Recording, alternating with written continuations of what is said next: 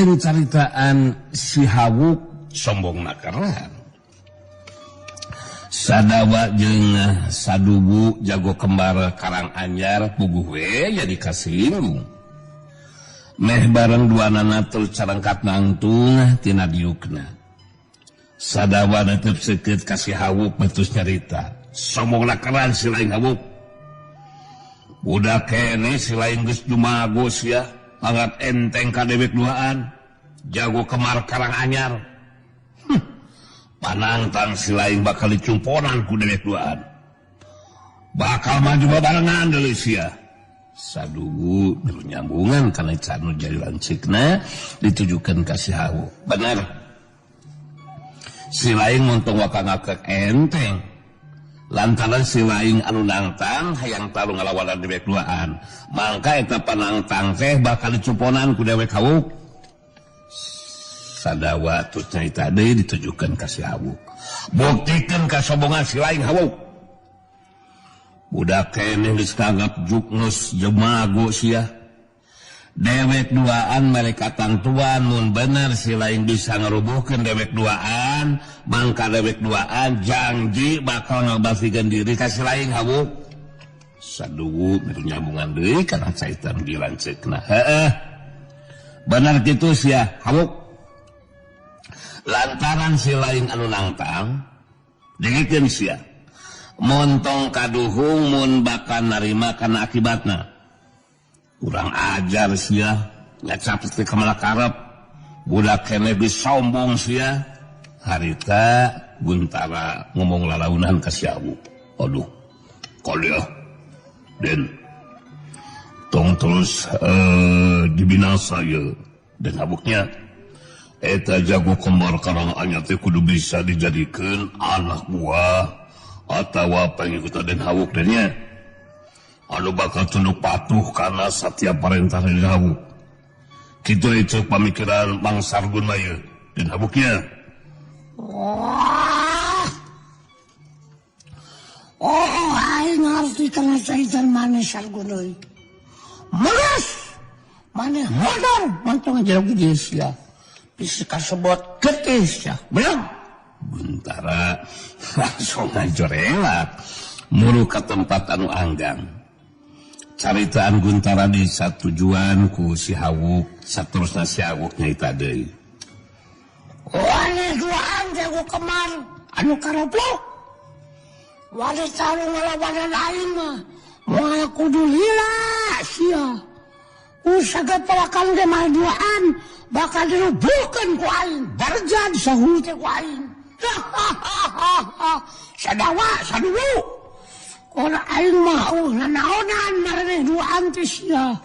Sadawa jeung Sadugu jago kemar Karanganyar tinjlemak muru ka tempat anu lega. Ngan sakolepat si Hawuk geus leuwih ti heula tapi ka tempat nu dituju. Sameme Sadawa jeung Sadugu napak kana lemah, duanana jadi karageteun ningali kecepatan gerakan si Hawuk anu ngan sakolepat geus aya di tempat anu dituju anu bakal dipake tempat keur ijen jajaten. Sadawa jeung Sadugu jago kembar Karanganyar pada mesat bedogna saterusna pada ngawangun pasanganan. Si Hawuk kabagikeun paneutapna kadua urang lawana bari nyangereng terus nyarita. Wani talu ngalawan aing mah kudu langsung ngagunakeun jurus pamungkas jeung kekuatan tenaga lapisan sapinuna sakumajar. Kudu ngalubukeun maneh duaan jago sakemaran anu karoplok. Wan sarukul ku sagepelakan maneh duaan bakal lubuh sia. Si Hawuk ngumbar caitanana sangkan dua urang lawana pada ngagunakeun jurus pamungkasna sarta ngagunakeun kekuatan tenaga lapisan sapinuna. Anu jelas si Hawuk geus mastikeun ku sageperakan ge bakal mampu ngarubuhkeun dua urang lawana. Sadawa jeung Sadugu pada ngawangun pasangan. Sadawa muraleng ka si Hawuk bae nyarita. Si lain montong waka sombong si Hawuk. nganggap enteng ka dewek duaan sia. Kada sia kurang ajar, panajang dewek ye.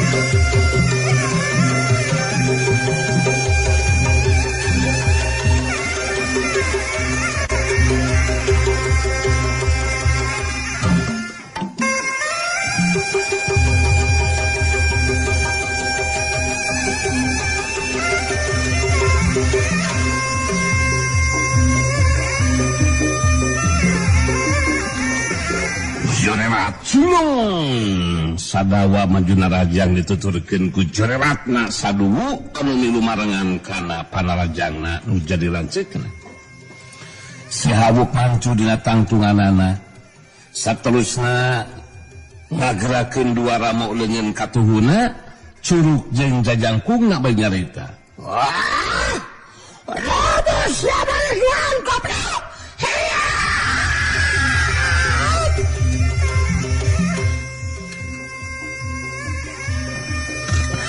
Aya geteran kekuatan anu kaluar tina Curug jeung Jajangkung katuhu si Hawuk. Anu saterusna eta geteran kekuatan nemragana badana sadewa jeung saduwu anu keur Majuna Rajang.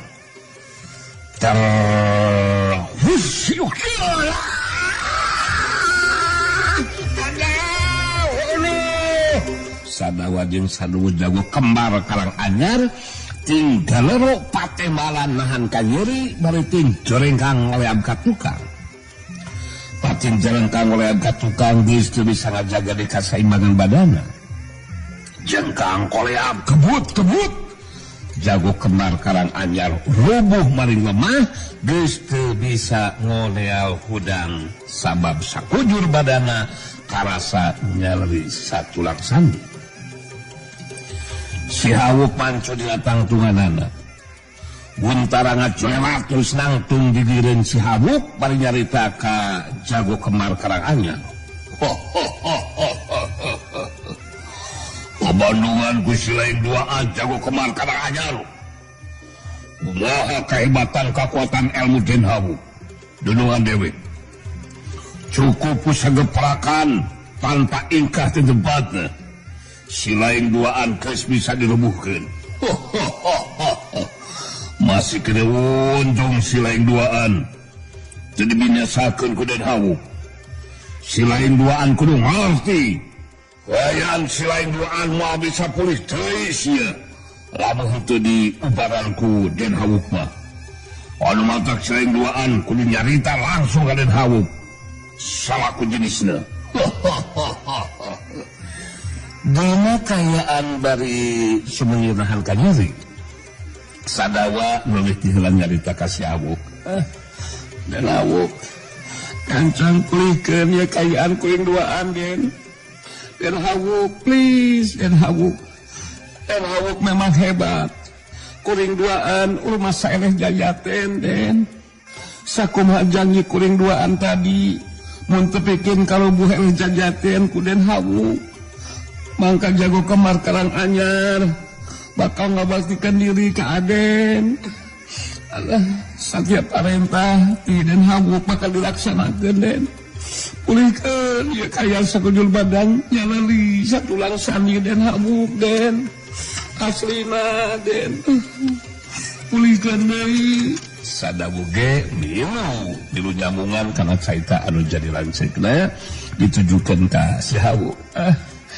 Sakumaha nu biar dicaritakan ku Kang Dawa. Bener kitu Den.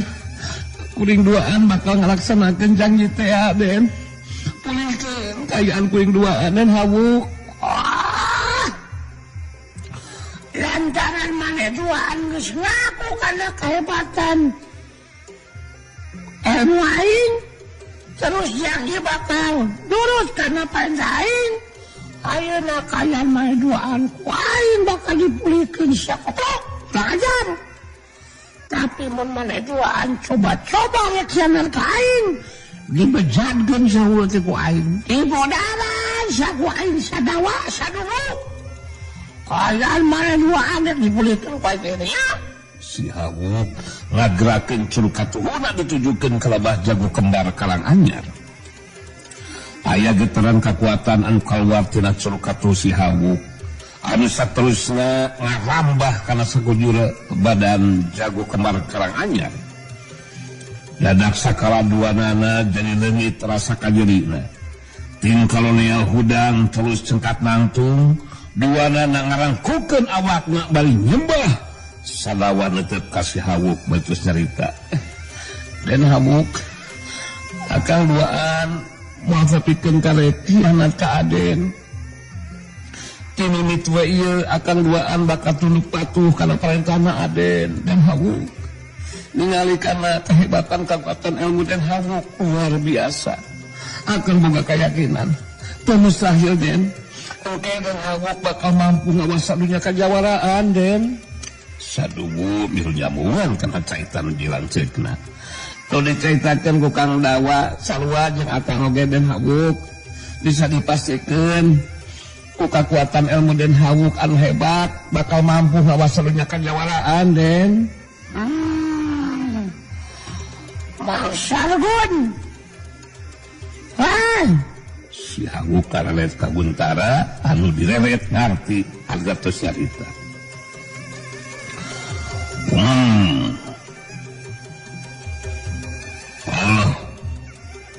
Larah aya wibawa ieu kagelap-gelap.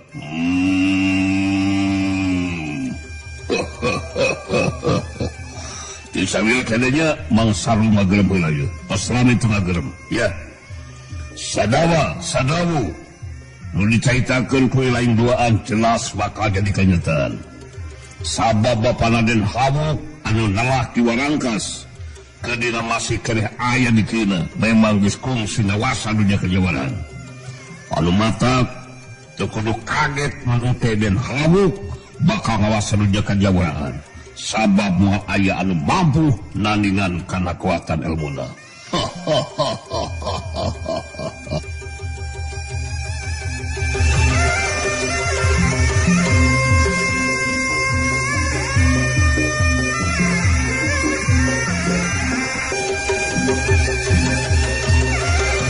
Kuguntara dijelaskeun ka kiwarangkas bapana Den Hawuk kungsi ngawasa dunya kajawaraan. Anu matak wajar mun dina waktu anu moalila deui Den Hawuk ge bakal ngawasa dunya kajawaraan. Sadawa jeung Saduwu Jago Kembar Karanganyar geus rek mayar urut daharna tapi dicarek ku si Hawuk. Bari ngabagikeun ka anu boga warung si Hawuk tos carita. Warani duaan montong makan semuanya sudah lupa. Anjing, goblok. Masih kini wae wani nagi. Di podaran ku aing mah dihancurkeun, diawut-awut sawauna ku aing. Hancurkeun ku maneh. Warungna sadawa sadungu. Salaki pamajikan nu boga warung puguh we jadi sieun ku ancamna si Hawuk.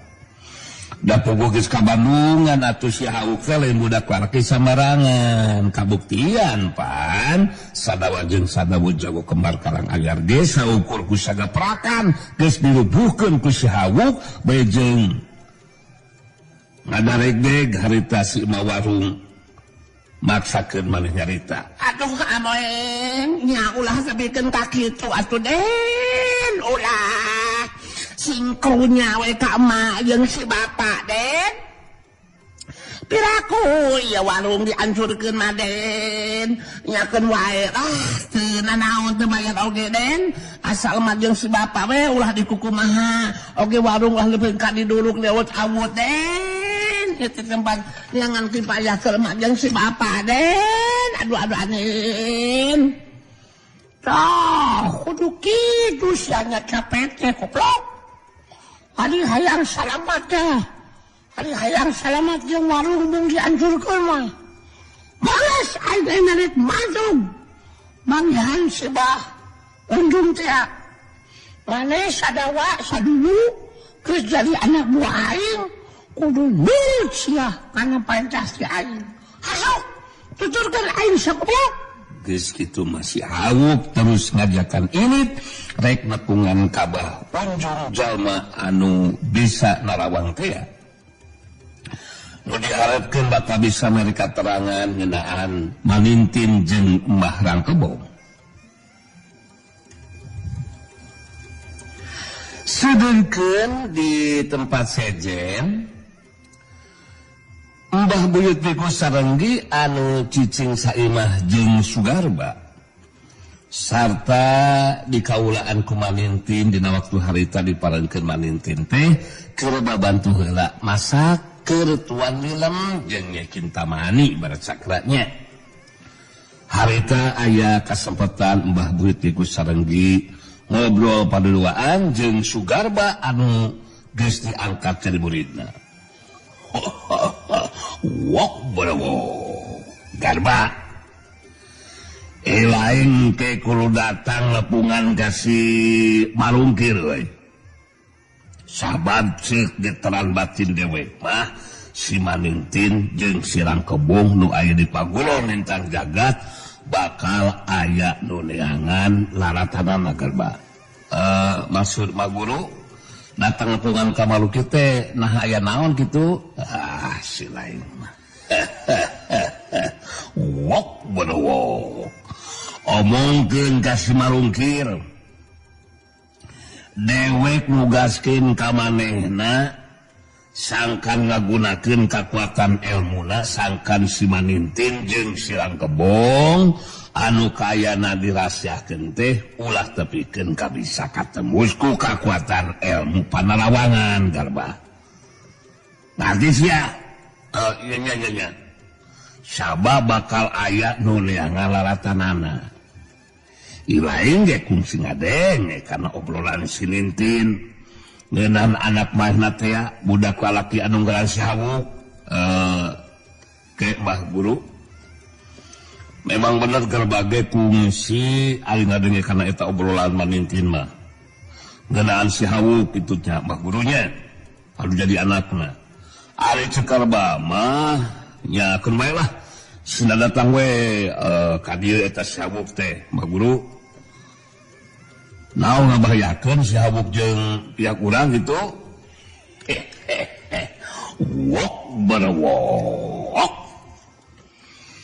Iraing montong nganggap enteng kasih Hawuk anak si Nintin sia. Sabar sok sanajan budak keneh tapi nurutkeun obrolan si Nintin mah eta si Hawuk teh keur ngayakinkeun ilmu cangyang panglebur sukma sagarba. Mun si Hawuk bisa ngawasa sapinuhna kakuatan eta ilmu saterusna nyahoan ilungna geus jeung si Rangkebong aya di dieu mangka eta si Hawuk teh bakal jadi ancaman anu ngabayakeun keur pihak urang. Wok berwok gak sabab demek sorangan can bisa mastikeun naha 7 jurus dewa langitan bakal mampu ngungkulan kekuatan ilmu dan yang panglebur sukma kitu tah Garba kumaha karti sia kahar jatuh di kitu mah Guru engke we mun Manintin geus datang Garba bakal terus bangihan ka marungkir ka imahna saterusna ngajelaskeun ngeunaan parentah ti Mbah Guru mangrupa tugas anu kudu dilaksanakeun ku marungkirnya wok berwok. Dewek boga kayakinan pangaruh kekuatan tuah kasaksen mustika karang kancana lumarengan kasilaing. Bakal ngajadikeun ilaing bisa leuwih gancang bisa ngawasa 7 jurus dewa langitan anu diturunkeun ku dewe Garba. Ya Garba memang kudu bisa sagancang ngawasa eta 7 jurus dewa langitan teh mah guru.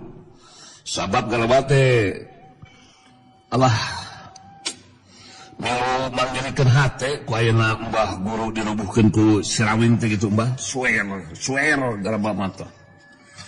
Halah. Jadi engke mah mun diparangkeun tarung deui ngalawana Sirawing.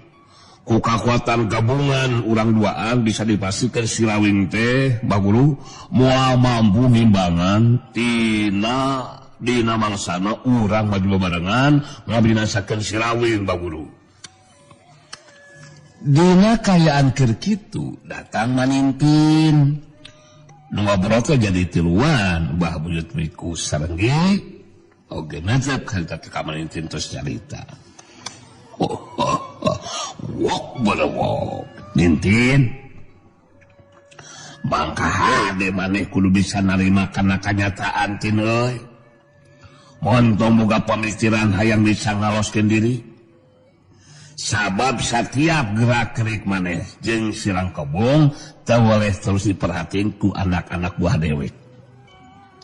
Anu matak mun ilaing jeung Sirang Kebong masih keneh betah kumeundang dalam dunya teu kudu boga pamikiran hayang ngaloskeun diri sagarupa sia. Wok berwok. Kumaha ngasih wok berwok? Kasih kumaneh hintin. Manintin harita nyarita negerakeun isi hatena. Nu disaurkeun ku Mbah Wiku ku abdi kahartos mah. Tapi sakumaha anu diobrolkeun ku abi anu masikeun tetep jadi bahan emutan mah taya deui kajabati ngeunaan kayaan pun anak si hawu kitu anu keurang ayakeunkeun ilmu dangdiang pangebusuk mah di alas wangker kitu. Pun anak pasien oge bakal ngeukeun ku anu jadi indung Mbah Wiku. Cacakan mun pun anak babarengan aya di pagulo lintang jagatna bakal tenang sarta suka sugema kana hati abdina oge gitu. Eta anu masih keneh mangaruhan kana emutan abi mah kitu Mbah Wiku. Sugarba netep ka manintin bae carita. Nu dicacakeun ku manintin ku Akang Wicakarti. Naon diharapkeun sang kalau jadi anak bisa kumpul jeung malintin katut Mbah Rangkebong. Wakang bakal dipayakeun. Jadi teu kudu bakal ti hate lah. Hal penting mah malintin jeung Mbah Rangkebong geus teu kudu boga pamikiran hayang ini teruskeun dirinya. Sugarba bisa ngarti kana harapan manintin. Anu matak manehna bakal ngupayakeun sangkan si Hawu anu jadi anakna bisa kumpul jeung manintin katut Mbah Rangkebong cicing di paguron lintang jagat. Manintin ada kaubaran oge hatena ngadengeun caitan ti Sugarba. Mbah Utri kusang gige ngadukung kana caitana Sugarba. Harita manintin terus caita deui. Aduh nuhun we ari Kang Garba bakal ngupayakeun kitu mah Kang. Ya mudah-mudahan we sing dirancanakeun sangkan abi bisa kumpul ngariung jeung anu jadi anak kitu da kangaranan anu jadi indung tangtu we bakal inget wae kalau jadi anak mah. Sanes kitu Mbah Wiku. Wok berwok. Iya bener kitu tin. Anu matak deweknya tujuan kana karap ilaing dina ngalakukeun eta upaya. Garba. Dewek boga kayakinan upaya anu bakal dilakukeun ku ilaing moal lila deui bakal jadi kanyataan euy. Anu matak maneh geus kudu loba deui pamikiran naon-naon intinya. Ulama ilaing kudu sagancangna ngalakukeun eta upaya Garba. Anu mata Garba ayeuna rek terus danyakeun ka Mbah Rangkebong ngeunaan lebah-lebahna tempat nu disebut alas wangker saya gitu. Sabab manitan kita nyaho secara pasti mah ngeunaan tempatna si Hawu kayakeun ilmuna. Sabab aya di jeroman gitu mbah. Iwati marang kebong anu bisa nuduhkeunana kalawan galih rek ngajakan ngobrol ka Mbah Rangkebong hayang nanyakeun ngeunaan lebah-lebahna tempat nu dipake ku si Hawuk mangsa ngayakinkeun ilmu dangiang panglebur sukma sabab kudu asup ka jero leuweung anu kawangku ku alas wangkal harita sugar baturus ini anu sok padahal mah lain rek nepungan ka Mbah Rangkebong tapi datang ka imana marungkir si Ratu Sihir pikeun ngalaksanakeun parentahna Mbah Buyut uwi ku Sarenggi.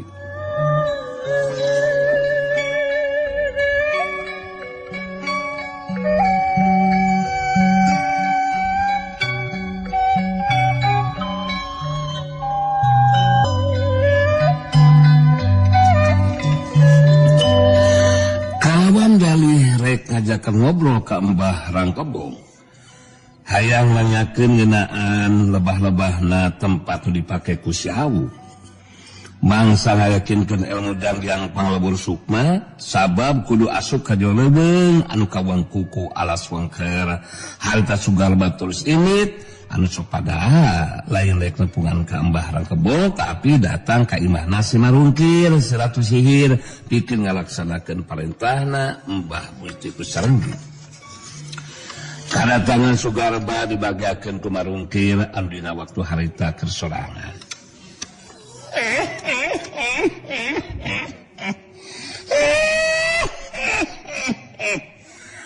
Ngada wae teh Garba. Datang nepungan aing geuningan. Sigana mah aya masalah penting anu matak datang ka dieu ge nya. Bener aya masalah penting ieu teh marungkir. Nah ka mana si Rintis teu katingali geuningan marungkir?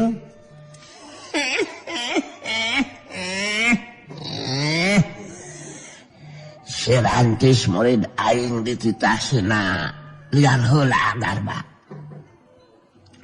Manehna geus masa pinuhna ngawasa ilmu ti aing. Anu matak sina nanti gancangan heula teh neangan heula pangalaman gitu maksud teh. Gancang jelaskeun ka aing aya masalah penting naon hidup teh Garba? Sugarba seterusna nyaritakeun ngeunaan maksud kadatanganana sakumaha anu diparentahkeun ku Mbah Buyut ku Sarenggi teh. Tah jadi kitu parentahna ti Mbah Buyut teh anu kudu dilakukeun ku marungkir teh anu matak geus ulah di engkekeun deui eta mah marungkir. Ngeunaan carana mah iwati marungkir lah anu ngarti. Garba mah rek nyaksian we anu saterusna engke bakal ditepikeun ka Mbah Buyut kitu marungkir.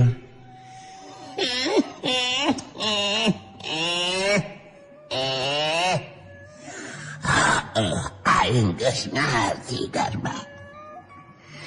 Ayeuna keneh ku aing bakal dilaksanakeun parentahna ti Mbah Buyut. Ku aing bakal diamat sina datang makhluk gaib Detia Kalamurka. Daguan sakedeung Garba. Marungkir bisa ngarti sarta bakal ngalaksanakeun parentahna Mbah Buyut ku Sarenggi.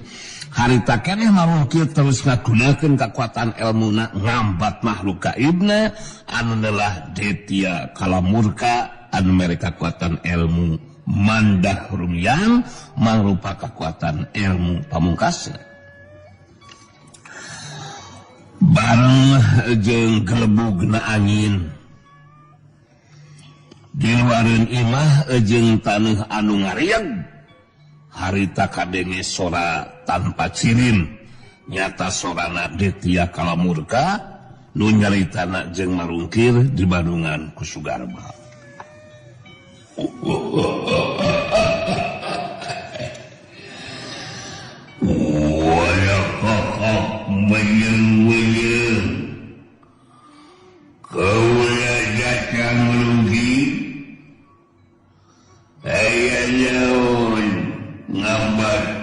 kaulah tenu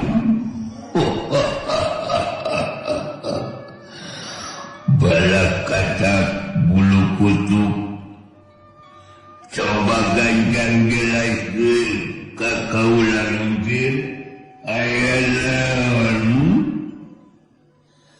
harita kumarungkira terus dicaritakeun tamaksudanana pangna ngambat tia kalamurka sakumaha anu diparentahkeun ku Mbah Buyut Wiku Sarenggi.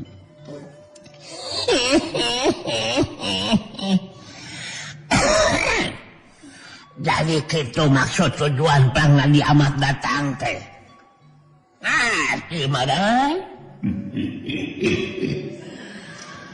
Ya kadala bolok kocok minyong-minyong ulang ngartikan eta pemaksudan andi kerunggi memang bener si Hawu keur ngalakukeun upaya nyangan lalatan menjadi indungna hayu ngaran manintin jeung Mbah dan Kebong anu ngurus ngasuh manehna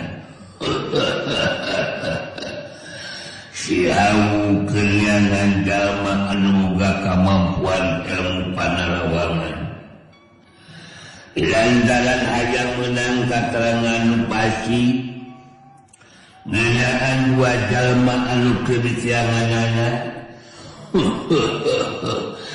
eta budak lalaki si Hawu geus bisa ngawasa kekuatan ilmu anu hebat mungkin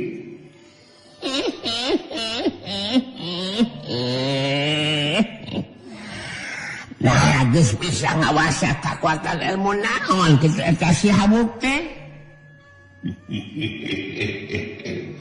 iya gadara Dalah si Hawu geus ngawasa kekuatan ilmu dagiang panglebur sukma kekuatan eta ilmu tacantang bisa diimbangan ku Wiku Sarenggi bulu kucuk minyong-minyong anu masa kaulah saungul bisa ngabantu sementara waktu mungkin nyata itu kekuatan ilmu panarawangan ayo digulakeun ku nu berkulu manusia dia anu boga kamampuan eta ilmu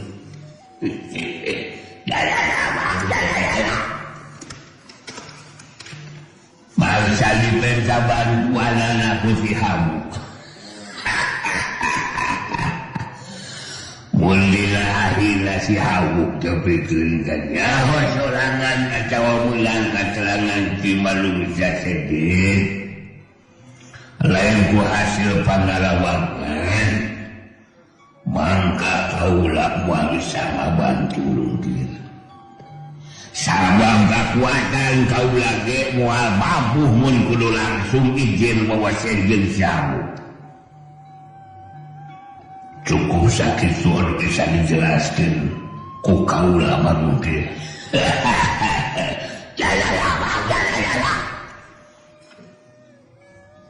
Soalnya makhluk gair detia kalamurka geus teu kadenge deui marungkir netep ka Sugarba wetus nyalita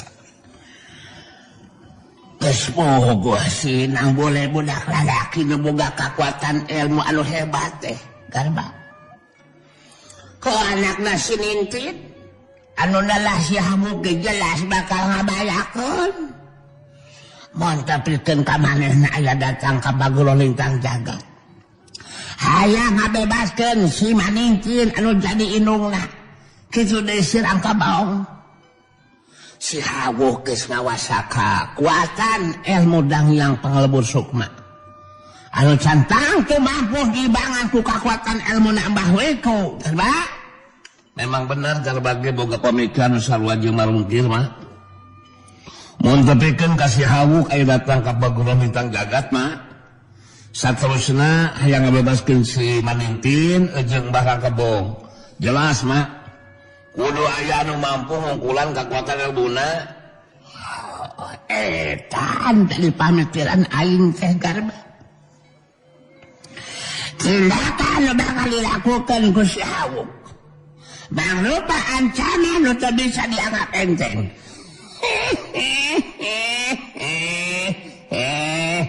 Sedangkan kekaterangan makhluk gaib puhitan aing mah dia tia kalamurka. Kekuatan ilmu si Hawuk tacan tangguh bisa diimbangan ku kekuatan ilmu nak Mbah Wiku. Ya benar. Nyamun benar si Hawuk tapikeun ka aya datang ka Pagulintang Jagat mah pikeun ngungkulan kekuatan ilmuna teu bisa saungkul ku Mbah Wiku sorangan mun kitu mah. Tapi ku dibarengan ku duaan gitu mah rungkir. Sakumaha hebatna kekuatan ilmu si Hawuk kangalanan ngalawan Mbah Wiku dibarengan ku duaan mah si Hawuk ge pasti bakal kawalahan mah. Gitu cek pemikiran Garba mah.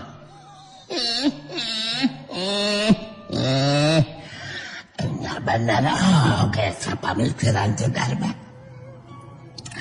Anu mata si pihak orang saha wae oge ulah tapikeun ka aya anu ngabocorkeun rahasia ngeunaan si Manintin jeung si Rangkebong aya di Pagulintang Jagat Garba. Eta anu penting mah sabab ari kekuatan ilmu panarawuran ti zaman nu dipentak bantuan aku Hawuk mah geus pasti bakal ditutup kemampuan ilmu naku det tidak kalamur ka makhluk gaib puhitan aing. Sugarba jeung marungki jadi boga pamikiran mun tepikeun ka bener si Hawuk aya datang ka Pagulintang Jagat pasti harita keneh